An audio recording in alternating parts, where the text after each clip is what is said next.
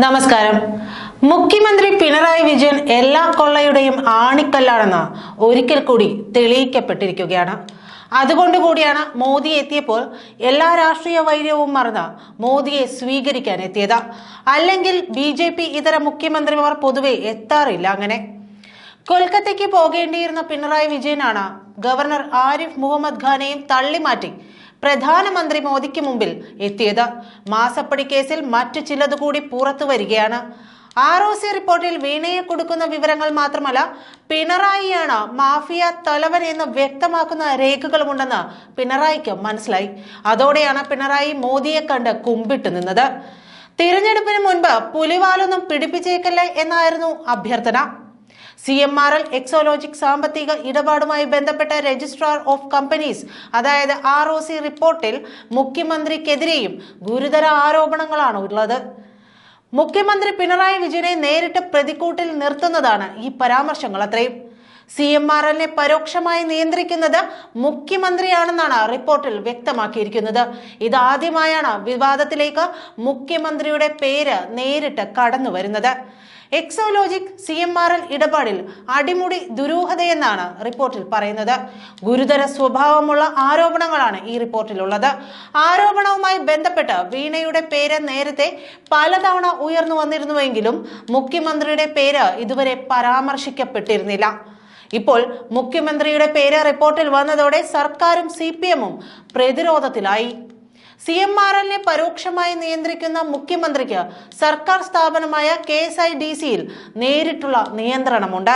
എക്സോലോജിക്കുമായി CMRLനുണ്ടായിരുന്നത് തൽപര കക്ഷി ഇടപാടാണ്. ഇടപാടിനെ കുറിച്ച് വെളിപ്പെടുത്താത്തത് നിയമലംഘനമാണെന്നും ROC റിപ്പോർട്ടിൽ പറയുന്നുണ്ട്. ഇടപാട് വിവരം CMRL മറച്ചുവെച്ചുവെന്നും വിശദമായ അന്വേഷണം വേണമെന്നും ROCയുടെ പ്രാഥമിക റിപ്പോർട്ടിൽ പറയുന്നു.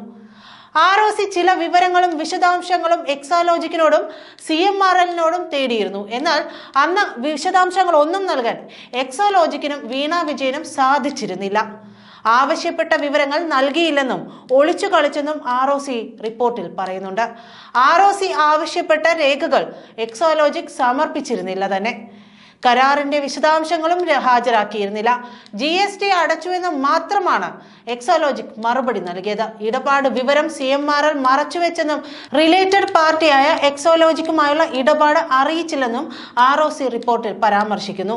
ഇതെല്ലാം തന്നെ ചെയ്യുന്നത് പിണറായി വിജയൻ ഇതിന്റെ തലപ്പത്ത് നിൽക്കുന്നത് കൊണ്ടാണെന്നുള്ളതാണ് ഇപ്പോൾ വ്യക്തമാകുന്നത്. ഈ ROC റിപ്പോർട്ടാണ് വിഷയത്തിൽ കോർപ്പറേറ്റ് അഫയേഴ്സ് മന്ത്രാലയത്തിന്റെ വിശദമായ അന്വേഷണത്തിലേക്ക് വഴിതെളിച്ചതും. ഈ ROC റിപ്പോർട്ടാണ് വിഷയത്തിൽ കോർപ്പറേറ്റ് അഫയേഴ്സ് മന്ത്രാലയത്തിന്റെ വിശദമായ അന്വേഷണത്തിലേക്ക് വഴിതെളിച്ചതും. KSIDC വഴി CMRLൽ മുഖ്യമന്ത്രിക്ക് സ്വാധീനമുള്ളതിനാൽ തൽപര കക്ഷി ഇടപാടായി സാക്ഷ്യപ്പെടുത്താത്തത് ചട്ടലംഘനമെന്നാണ് ROC റിപ്പോർട്ടിൽ വ്യക്തമാക്കുന്നത്. മുഖ്യമന്ത്രിക്കോ തനിക്കോ KSIDCയുമായി നേരിട്ട് ബന്ധമില്ലെന്ന വീണയുടെ വിശദീകരണമാണ് ഇതോടെ ROC തള്ളിക്കളയുന്നത്. വ്യവസായ വകുപ്പിന് കീഴിലെ KSIDCക്ക് 13.4% ഓഹരിയുള്ള സ്ഥാപനമാണ് CMRL. വീണ വിജയൻ മുഖ്യമന്ത്രിയുടെ മകളുമാണ്. CMRL ഡയറക്ടർ ബോർഡിൽ KSIDC പ്രതിനിധിയുമുണ്ട്. എന്നിട്ടും CMRLുമായ ഇടപാട് തൽപരകക്ഷി ഇടപാടായി സാക്ഷ്യപ്പെടുത്താത്തതിലാണ് ROC ചട്ടലംഘനം കണ്ടെത്തുന്നത്. KSIDC ബോർഡ് അംഗങ്ങളോടും തന്റെ കുടുംബാംഗങ്ങളല്ലെന്നായിരുന്നു വീണയുടെ മറുപടി. 1991-ൽ KSIDC CMRLൽ നിക്ഷേപം നടത്തുമ്പോൾ തന്റെ കുടുംബാംഗങ്ങൾ ആരും സർക്കാരിന്റെ ഭാഗമല്ല. KSIDC നിയന്ത്രിക്കുന്ന ഉദ്യോഗസ്ഥർ റിപ്പോർട്ട് ചെയ്യുന്നതും തന്റെ അച്ഛനോടല്ല എന്നിങ്ങനെയുള്ള വീണയുടെ വാദങ്ങളാണ് ROC തള്ളുന്നത്. പക്ഷേ അച്ഛന്റെ ഈ ഉള്ള കള്ളപ്പണ ഇടപാടുകൾ മുഴുവൻ, തട്ടിപ്പ് മുഴുവനാണ് ഇപ്പോൾ വീണയുടെ ഈ വാദത്തിലൂടെ ഇപ്പോൾ പുറത്തു വരാൻ കാരണമായതും. മുഖ്യമന്ത്രിയുടെ മകളും സർക്കാർ ഓഹരിയുള്ള കമ്പനിയും എന്ന നിലയിൽ മാത്രമല്ല, എക്സോലോജിക്കും CMRLും KSIDCയും ബന്ധപ്പെട്ട കക്ഷികളാകുന്നതെന്നാണ് ROC പറയുന്നത്. സംസ്ഥാനത്തിന്റെ ധാതു സമ്പത്തിന്റെ അവകാശിയായ സർക്കാരിന് CMRLന് മേൽ സ്വാധീനമുണ്ട്.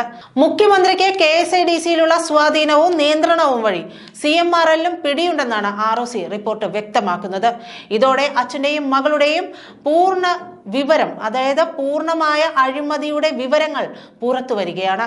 നന്ദി.